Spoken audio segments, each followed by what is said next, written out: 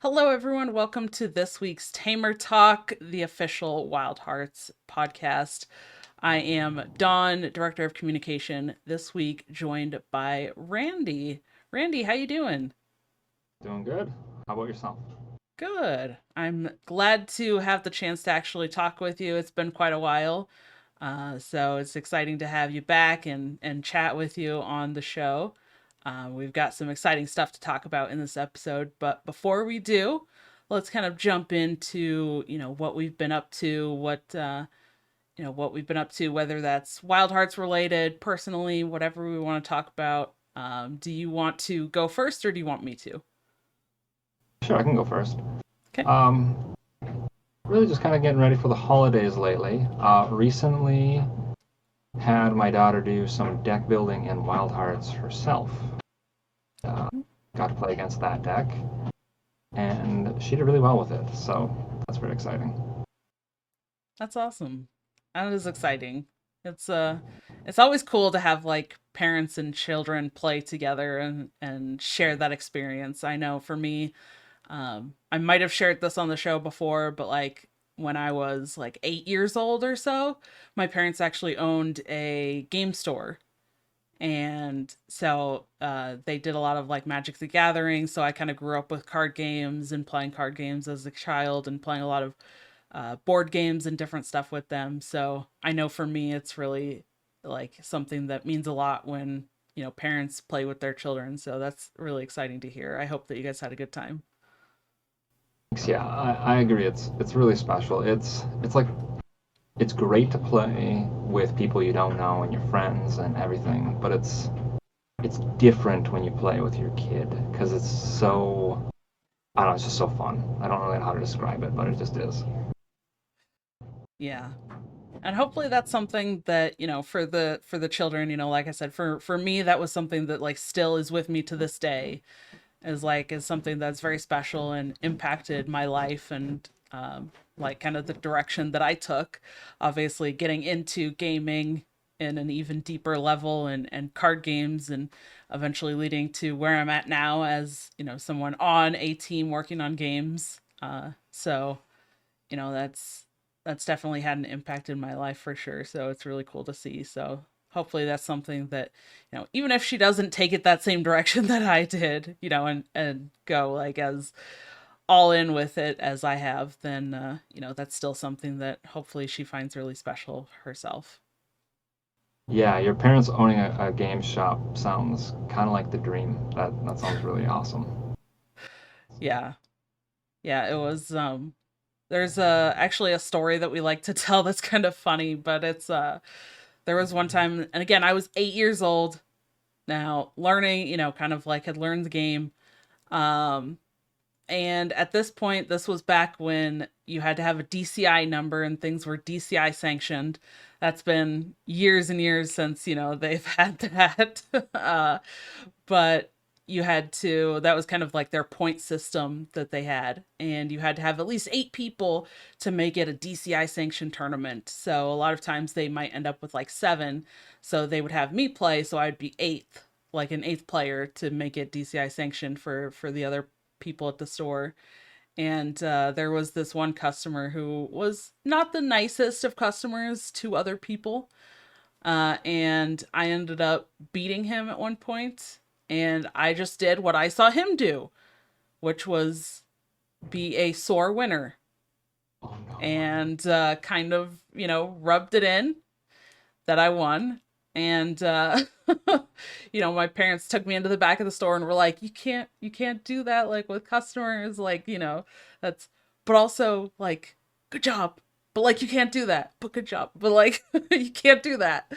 So, that was something that stuck with me. That was kind of funny. It taught me a lot about like customer service and how to treat people at the same time. But that's Good lesson for him, even though he probably didn't like it.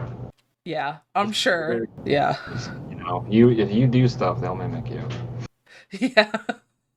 Yeah, kids learn from watching others and not just their parents. So, yeah, that's a true statement.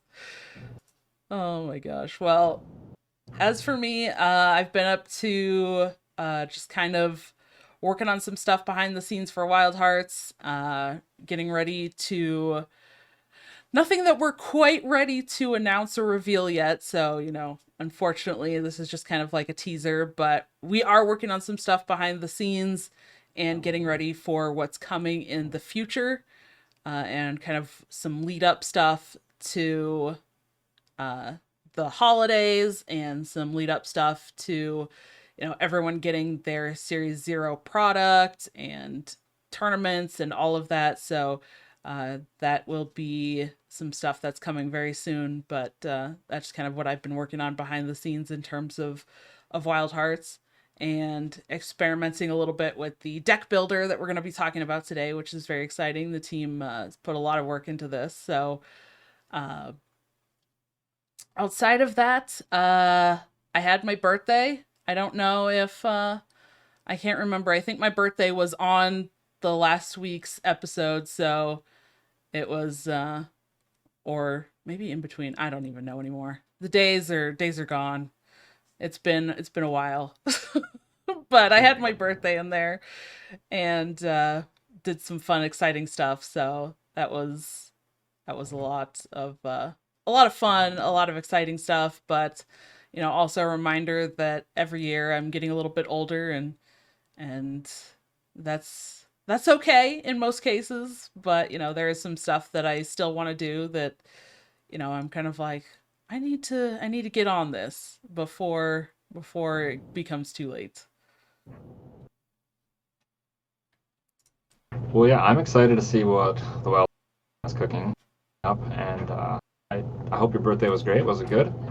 It was, yeah. On my birthday, my again, I've told this story a little bit, but one of my friends who's old enough to be my grandmother, her and I and one of my other friends actually went to a local brewery where they do bingo a couple times a month, and drank some beers and played bingo, and that was a ton of fun.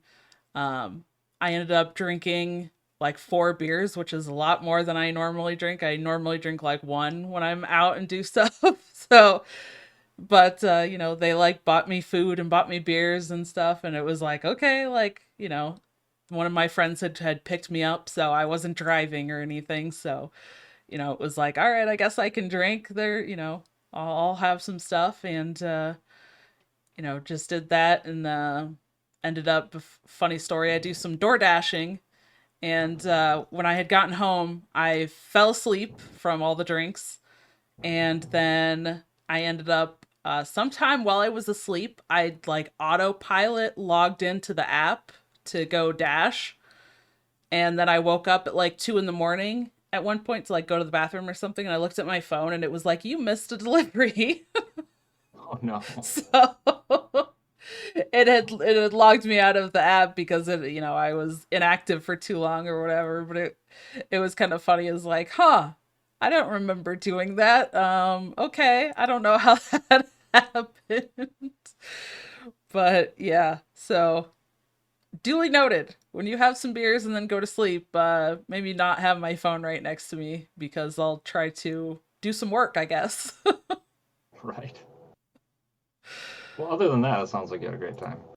Yes, yes, it was. It was a lot of fun. And it was nice to go out and, have somebody else kind of like take care of me for a day or something, and just be like, "Hey, I'm going to pick you up, and I'll buy you drinks and all that stuff." So, yeah, that was very nice.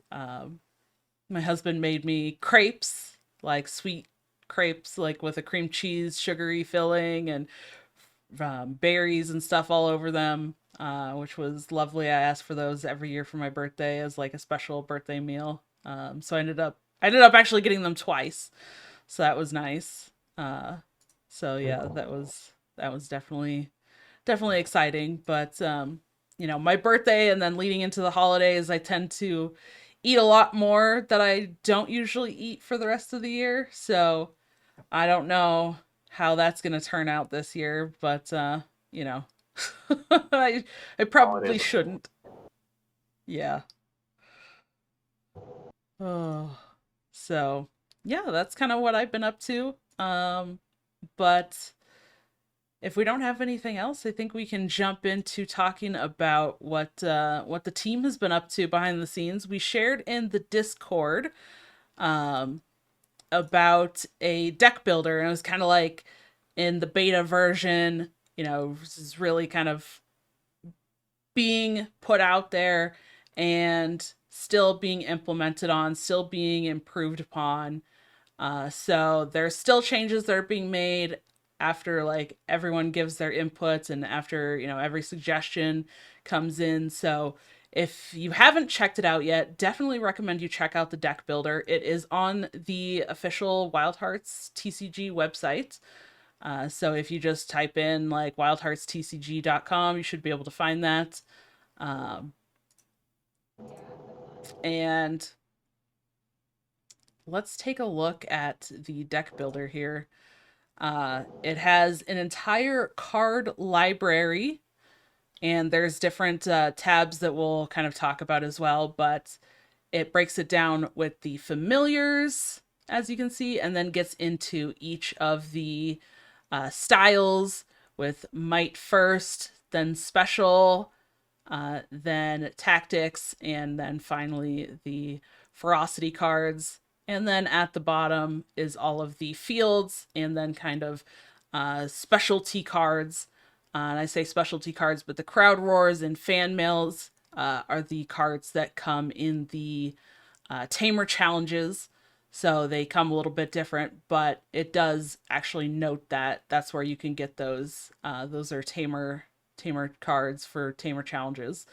Um, and there's a lot to this deck builder and the card library. I know people have asked for that before, like looking at the website, right? Like, how do we look at the cards? Is there somewhere we can find where the cards are at? And now we can say, yes, there is, right? You can check out the deck builder and you have the whole library there.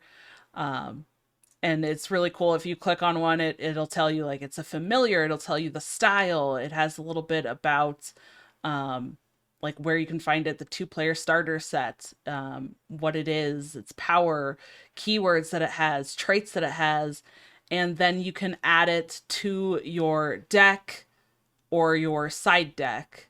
The side deck is something that I think we kind of tried for the first time with the Midland Showdown that we had with the ambassadors and content creators, and was definitely something that was really well received, worked very well, and is something that we definitely wanted to keep as a staple. Um, and it's something that we had talked about and thought about like well before then, but getting to actually try it out and see it in practice was something that we got to see with that Midland Showdown. So um I know that you have done some pretty extensive work and testing and stuff with this deck builder. What do you think of the card library itself, and then we can get into some of the other like tabs and deck building with the builder itself. But what do you think of the card library and how it's organized? Yeah, I really like the card library and how it's organized. I like how you can sort. There's tons of different ways to sort it. And I will say the dev team is really good at if you have ideas on how to make it better or whatever, if you drop those in the like Wild Hearts trading card games section, like they're pretty good at updating it pretty fast. And additionally, you can sort by Tamer or ally, you can sort by style, you can sort by keywords, you can sort by power and cost. It does a really good job with it, and it's pretty intuitive. Yeah. Yeah, the sorting is definitely really cool. That was something that when I first saw it too, it was like we have to have some sort of sorting and all of this as well. Even sorting by product here, you can see like the two-player starter set, series 0, and future series, the Tamer Challenge Valentina, Tamer Challenge Titus, and Living Organized Play, which is really exciting to be able to like sort by product. So if people come in, after maybe some series have already been released and they're kind of like, okay, maybe what did I miss? How do I get these older cards? Or, in the future, If we have cards added in that have been revealed for future series, you can look at that as well and say, okay, that's something that's coming up. I'm interested in that card, and maybe do a little bit of like, how would I add that card to a deck, or um, add it in, or create an entirely new deck based on something that's coming that's been revealed. So that's something that I personally love, as well as being able to sort by that product and know, oh, okay, if I want that card, that's how I get it, or that's where I find it. I know for me in other card games, that's something that's been really important, is to be able to like, how do I find that exact one, or where do I find that exact card if I'm trying to look for something specific. Especially, I think, in a card game like Wildhearts, or really any indie TCG, where we're not probably going to see a lot of like singles like for sale. You Oh, might be right. able to go in the Discord and use the channel in there to buy, sell, or trade with other people in the community. But there's not going to be like a TCG player, like, here's all these singles for sale, or you're not going to be able to like go into your local shop and they're not going to have a whole bunch of like singles for sale, right?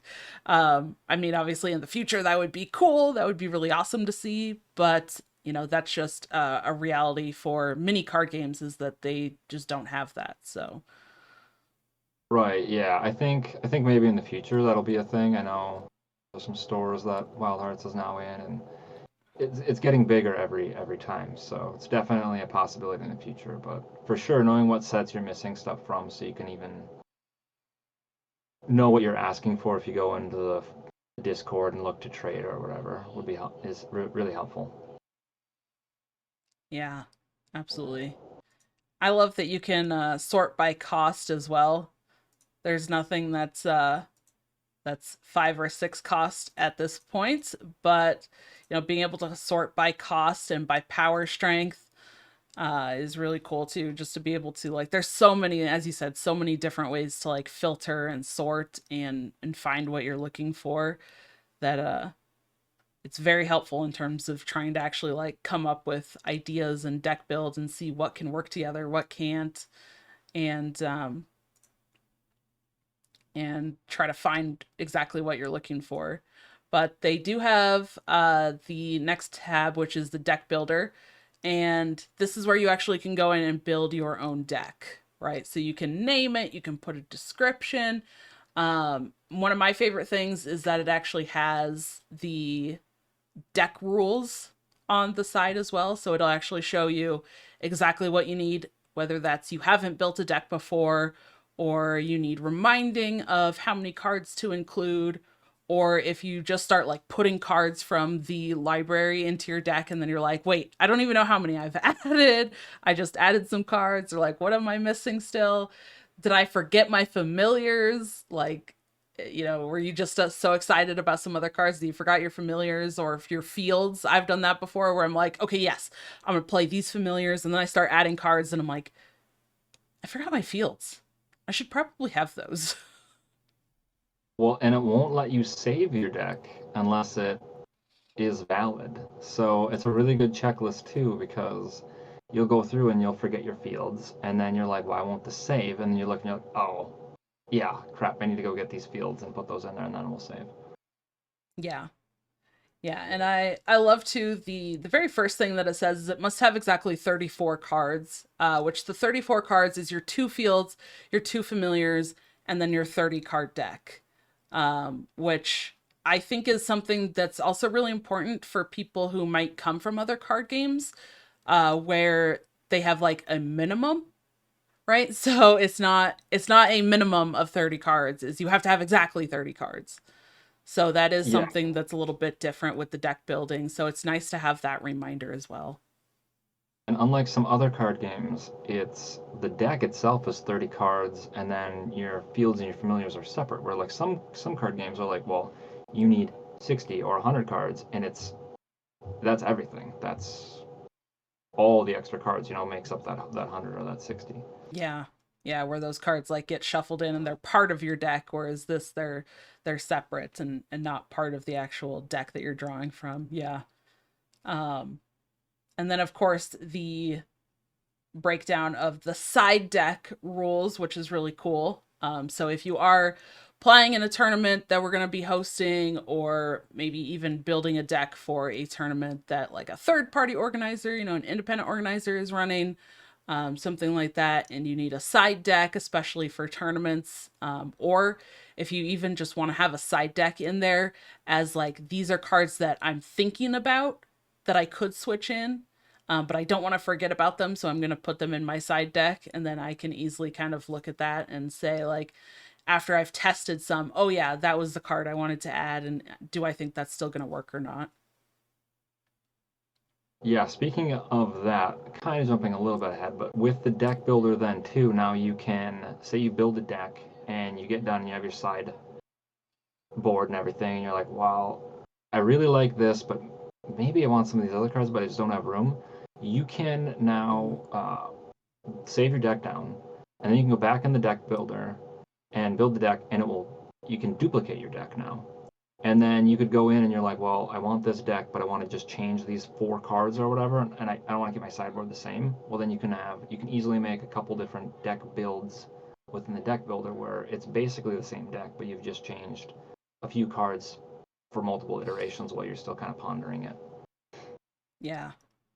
Yeah, that's definitely awesome too, where to be able to do that. I feel like being able to duplicate the deck, and you can actually, if you scroll up, you can save your deck, obviously, but you can export it, you can share it. So it'll actually share as a link. So people can click on that and it'll bring them right to your deck, which kind of leads into the community decks tab. Um, this will this will bring up the actual deck if you click on a deck, and it'll bring it right to that deck that you shared, which is fantastic for being able to, like, share with the community, or if you have to, share it with a judge for a tournament or something, you can just say, here's my link for the deck. There it is. It's saved. It's good to go. And because of what you had mentioned, where it doesn't even allow you to save until it's a valid deck, I think that's really good for running tournaments as well, because you don't have to go in and verify, is this a valid deck? Did they include the right things? Like, you'll just know it's a valid deck if they were able to save it and share it. So it saves you a little bit of time there.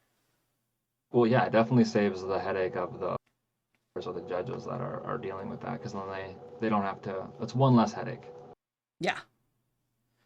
Which, if you're running tournaments, one less headache is sometimes a big deal. Yes, it's huge. So that's another thing. And you don't have to worry about going off of screenshots, or right, we don't have to go into the Tabletopia, browser, and put the deck together, like put it in your hand, screenshot it, or like lay the cards out on the table and screenshot, anything like that anymore. You just go into the deck builder and do it all here and share it, which is fantastic. But I like this community decks tab a lot. You can see other decks. You can, as you said, like, you can copy their deck. So if you want to take somebody else's deck and make a copy of it, and then even like tweak their deck or just try it out for yourself, you can do that. You can look and see what they have. It breaks down and shows right at the top the 2 familiars. So you can say, okay, that's, maybe you want to play a certain familiar. You can find it easily for that. Or, it has these great, again, kind of the way to sort it and easily tell. It has the breakdown of the style and the style balance. So you can see, like, some decks might be a little bit more even, 14 special cards and 16 might cards. Some might be a little bit more uneven, 20 to 10.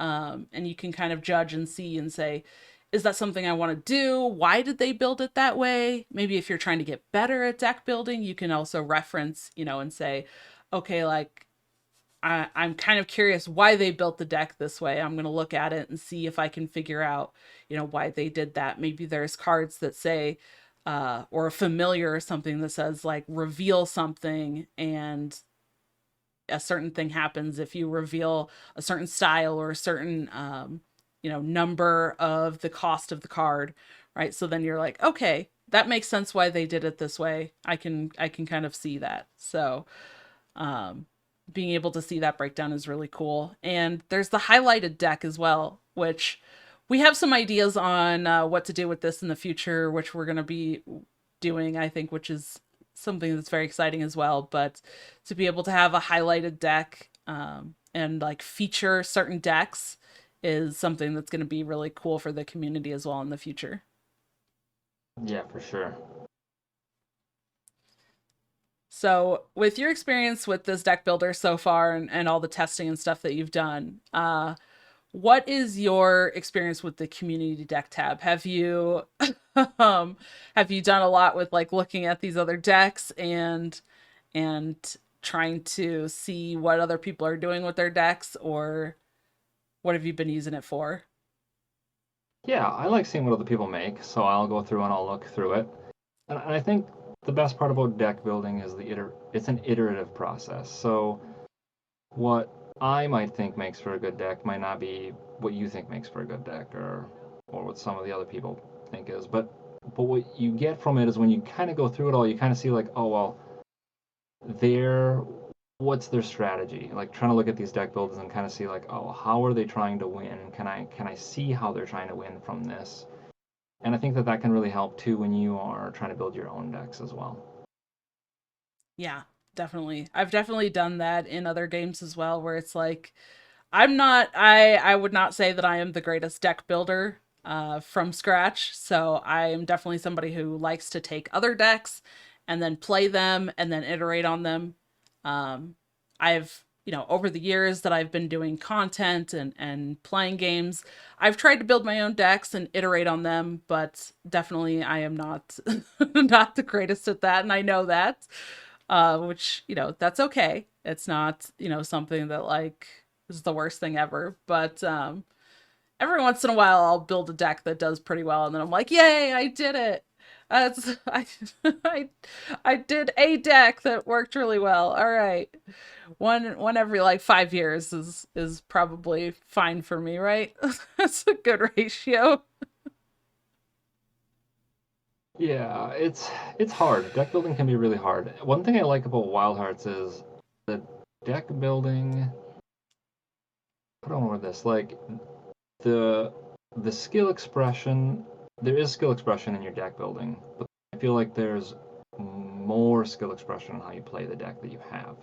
So what I'm trying to then there's a lot of really good cards in Wildhearts. So even if you build a deck that's maybe not quote unquote min maxed or optimal, if you're a good player, you will still do really good. Where I don't think that's quite the same way in some other games, where if you just have a really unoptimized deck against someone who has a really optimized deck, you're probably never going to win. Where I feel like in Wild Hearts, it's never a lost cause.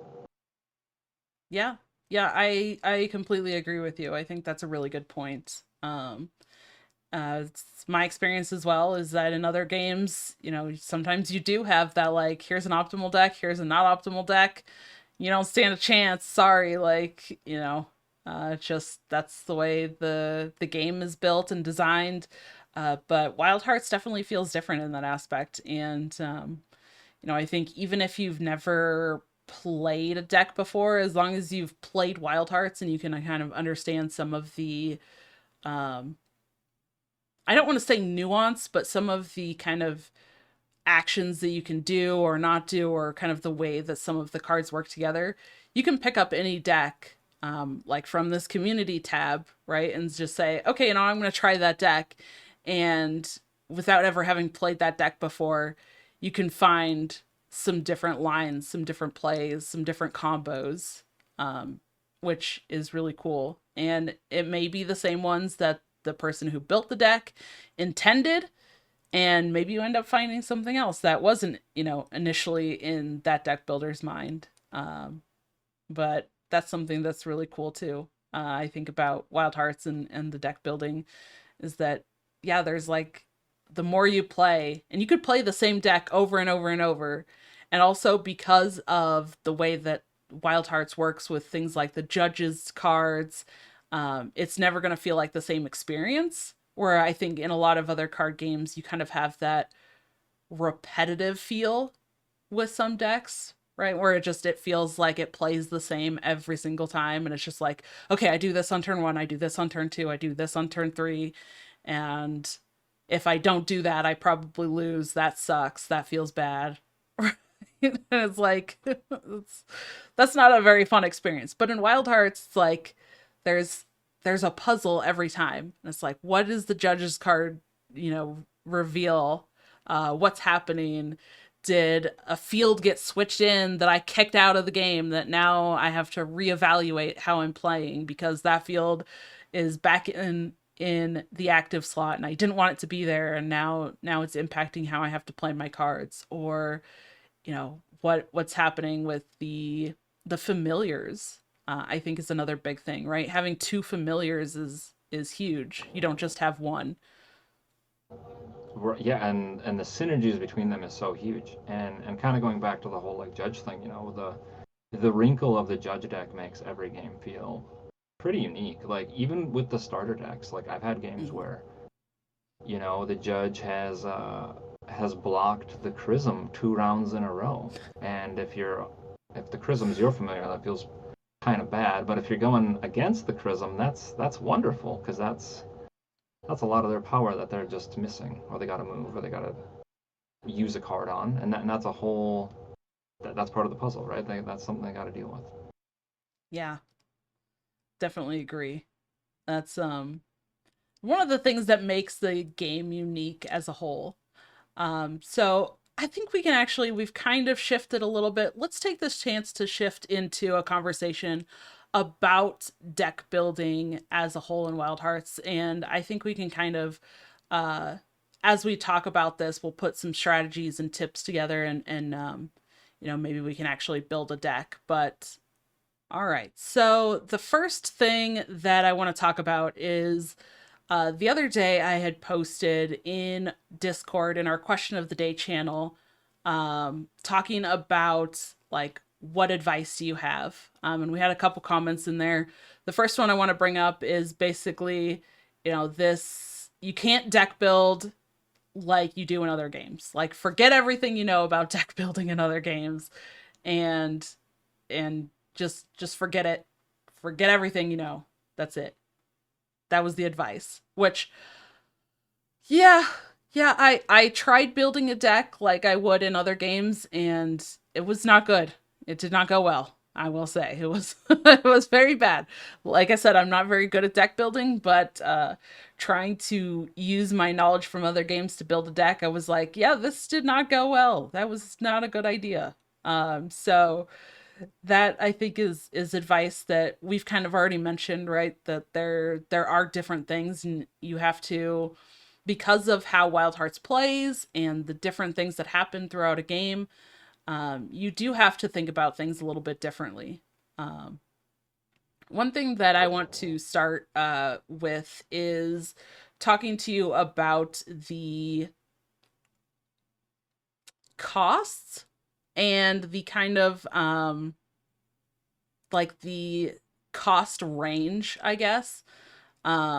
Because it is quite different than what you would see in other games. I think in other games you kind of have this like you might have things that cost small amounts, one, two, three.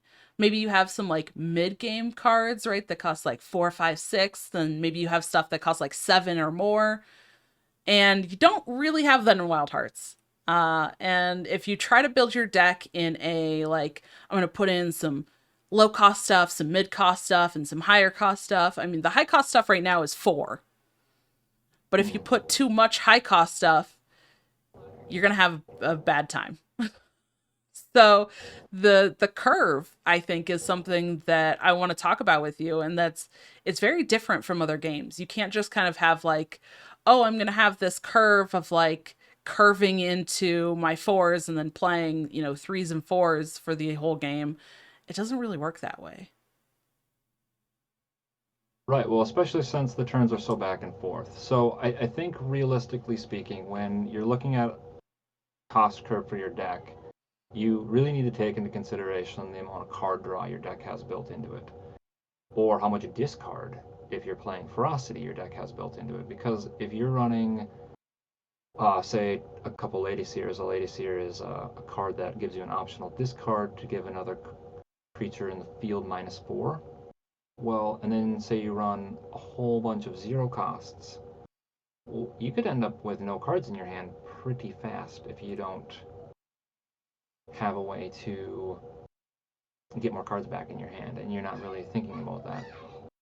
So what I like to do is either have a gimmick that is going to make the more expensive cards come out for cheaper, which something like Ballast Whistle, which is in Tactics, or something like Summoning Ritual, which is in Ferocity. Those are really good. You kind of build your deck around that idea, but that's probably okay because those high cost cards in a way are almost like finishers, because you're not gonna be playing a bunch of them in a row unless you have put a bunch of ramp into your deck, which is then a whole nother consideration that you've already taken. So what I like to do for cost curves is I'll have some 0 cost in the deck, usually because they're just very strong and situational. And then I have a lot of 1 cost, and then slightly less 2 cost, and then my 3 cost or 4 cost would be my finishers. And really, you kind of have to also build those around your familiars as well, because your familiars are going to be the only 2 cards in the game that you're guaranteed to get every round. So once you kind of have that outline of what you're thinking, like, I'm just going to kind of put some creatures in there, but say you have, oh, I don't know, like a Chrism and a Glaciafly. So Chrism's a really big tanky might creature. Glaciafly is a really cool familiar that puts its power in its adjacent fields. Works really great with might because if you buff it up, then you're getting those effects in 2 other fields. So if I'm going to build a deck using those 2 familiars, I'm going to think about cards that buff familiars and protect my familiars so they don't get removed on me. And then that's going to be kind of my core. So you're going to have Guardians, you're going to have buff cards, you're going to have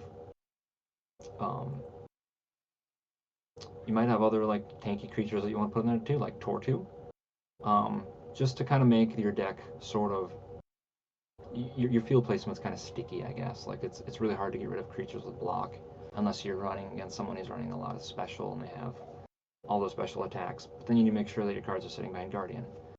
So just kind of walking through that process, almost like a different checklist of your own for your building this deck. Like if I'm building these kind of decks, I need to make sure that I have stuff to keep my creatures protected, and I need to have a way to maximize power because that's really what might specializes in, is being big and strong.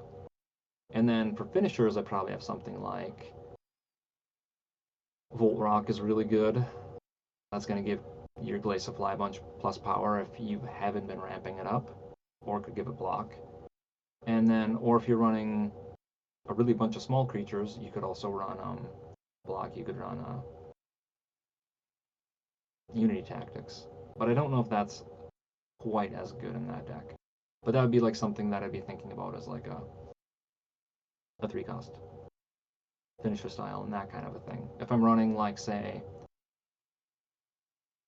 Ferocity Tactics and I have Illusion, I might make something like a flip deck where you're running Ambush, so you're flipping out 2 1-cost creatures, and you're running Summoning, and you're running Ballast Whistle, and you're just like using these cards to like just dump stuff out, and you're running it really heavy ally, and you're using it to really just dump stuff out on the field.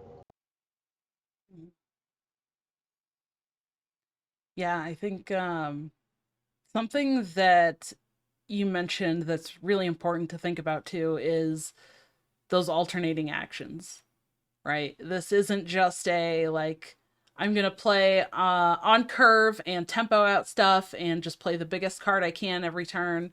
And it's not like I play one thing and I'm done. If you do, you're probably not gonna have a good time.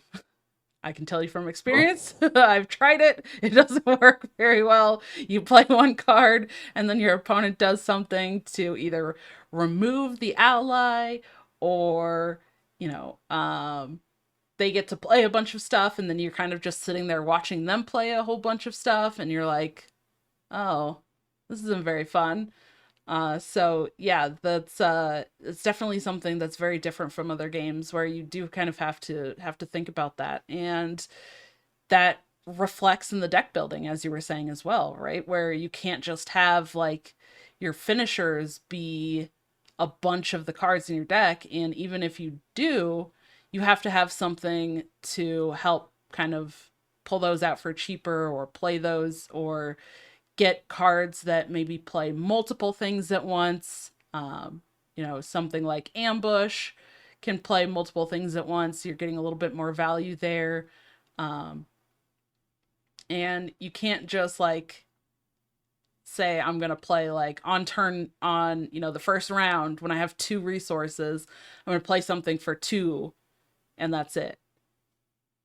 And Yeah, then the funny next, story yeah. is I was recently playing against my daughter, and I did that because she's kind of newer, and I was like, I can probably do this and get away with it, and I couldn't. So I was like, I went first. It was the first turn. I had two resources, and I just dropped Tortu in a field, and she won both fields because she's just like, well, now I can do all this stuff, and I'm going behind you, and you have no more actions you can take. So yeah, it's definitely not a good feeling. Yeah. I think that's something that I had to learn after kind of making the mistake of doing that. Um, but I definitely think that reflects in the deck building, as we've said as well, right? Because it's like you can't just build your deck on like, oh, okay, well, if the first round we have two, I'm gonna put a bunch of like two costs and three costs and four costs in the deck. You can maybe get away with a decent amount of twos, but you can't build it in a way that's like I'm planning on just playing something for two, then something for three, then something for four. Um, you have to have some things that you're going to play, multiple things per turn. So, maybe you're playing something that costs two and something that costs one. Or you're playing something that costs one, something that costs one, something that costs two on, the third round or fourth round when you have more resources. And then And even one thing, can oh, go ahead. sorry, go ahead. Well, and one thing I've just really noticed too that I've learned too is I really need to pay attention to how many speed cards I have in my deck. Because at a glance, if you look at it and you're like, oh, I got four two cost cards or six two cost cards in my deck, most of them have speed. They're not really two cost anymore. They're more because you have to go again, and that's pretty huge. Hmm. Yeah. Yeah, that's I think that leads to something very similar of how you can't just play like something that costs two, something that costs three, and then something that costs four. Like if that's how your game plan is for for playing out your turns, it's gonna go pretty badly. And you can't just do the same thing there, right? Like you have to think about the alternating actions. You have to think about you're trying to win in multiple fields, like you brought up with your daughter, right? You can't just say I'm going to play like one thing in one spot because that's also not going to be great. And then you also have to consider like you can't just play like you do in other card games, and deck build in that same way, because it's just it plays so differently than other games. So I can say like for me, I have a lot of experience playing Hearthstone, where it is very much like you play, your two, three, four, and you're kind of playing that in tempo. Um, but another thing in other card games is, I think this to your point here, um,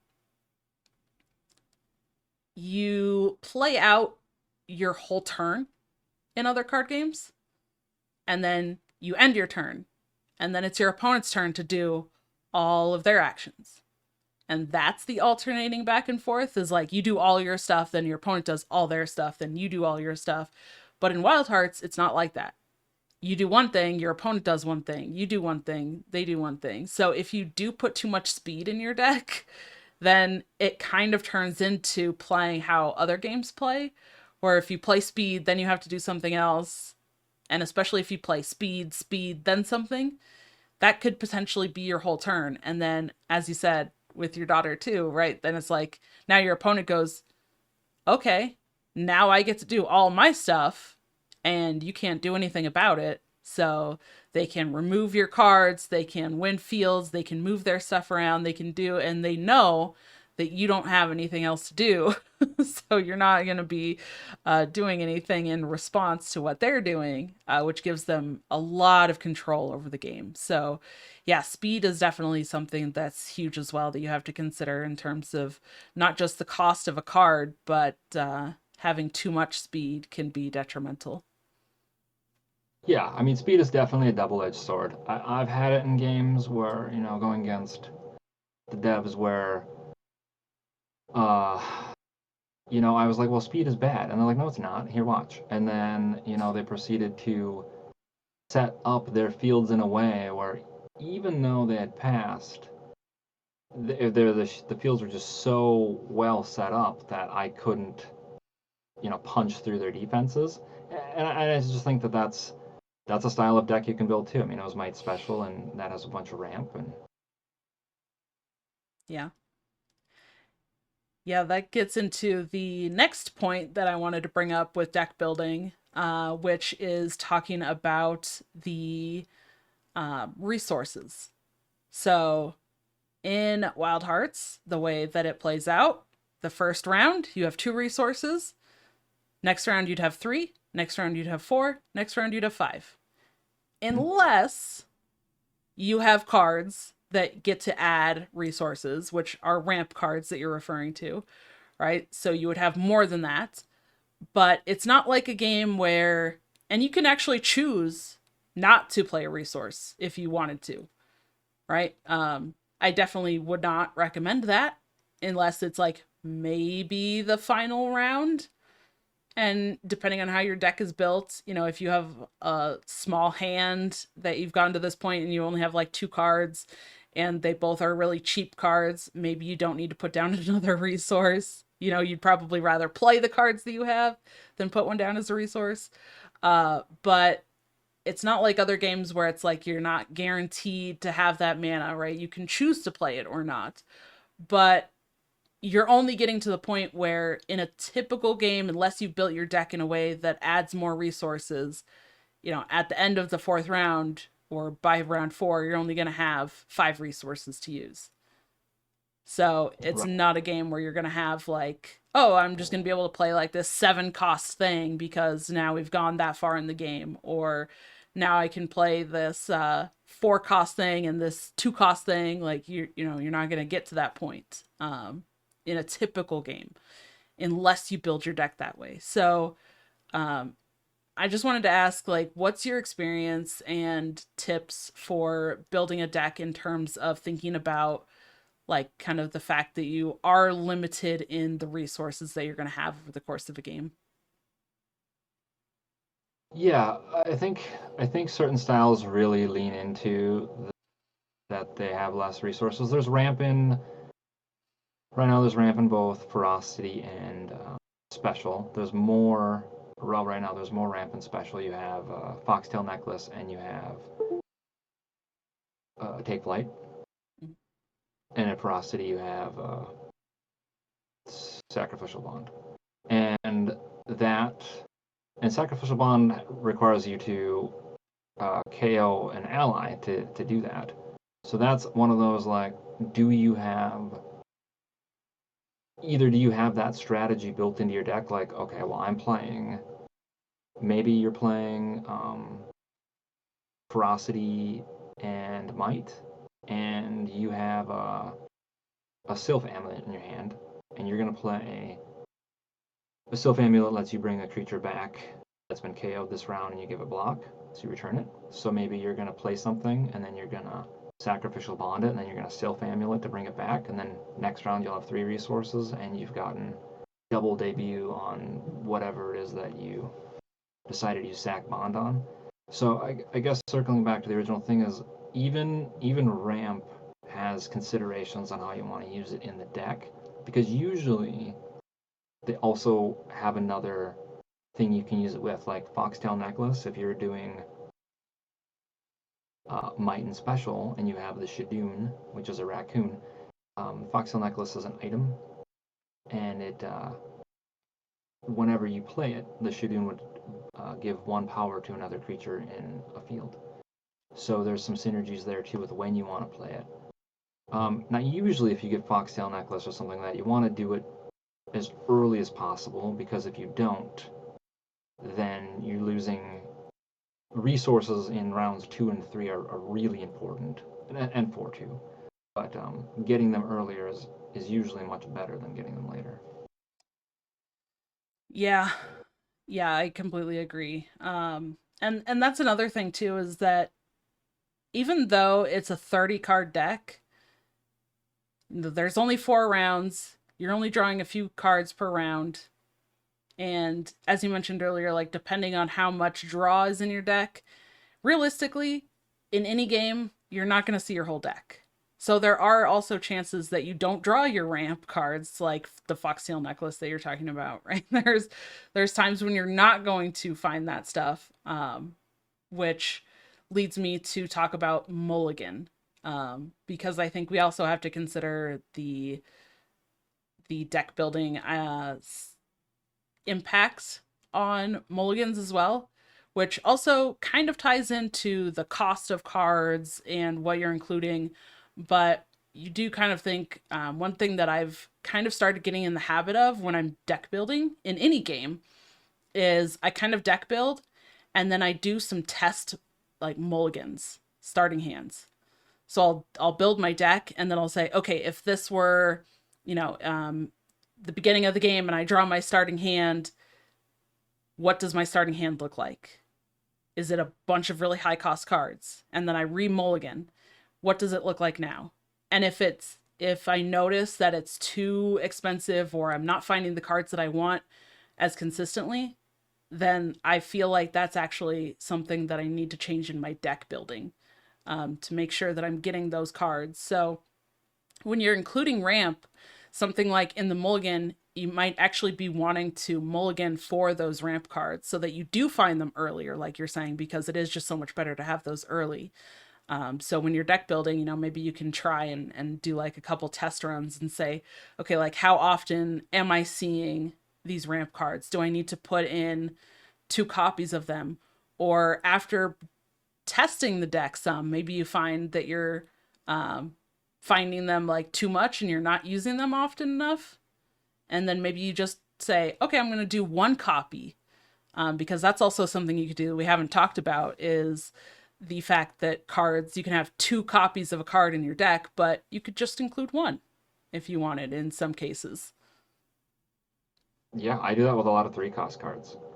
And kind of going back to your point of not having enough cards. Like, I know when I was building Ferocity Special, there were times where I would build my uh, deck with too many low cost cards, and Foxtail doesn't replace itself.